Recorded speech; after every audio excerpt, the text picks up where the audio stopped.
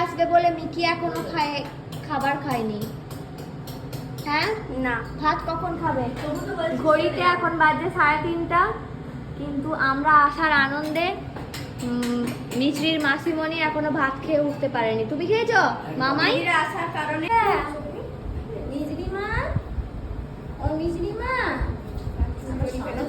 মানুষটা 1 সপ্তাহের জন্য গেছি, তাতে পাগল হয়ে গেছিল মিছরির জন্য, কেঁদে কেঁদে। করো এই দেখাশোনাগুলো কে করবে বলো? আমি এত পারিনি। ছোট বউ একটু কাজ করবে, বড় বউ একটু কাজ করবে না।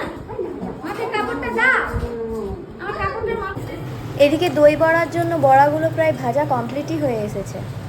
মাসিমণির কি অবস্থা, এত আনন্দ যে হচ্ছে খিদায় মরে গেছে তার। সে অবাক কাণ্ড। বঞ্জির জন্য খাইনি কিনা, বঞ্জিকে দেখবো। আর 1 সপ্তাহ দেখিনি, কদিন দেখিনি না, 1 সপ্তাহ দেখিনি, তাই খুব মন খারাপ। সবচেয়ে বেশি মন খারাপ মাসিমণি। মিকি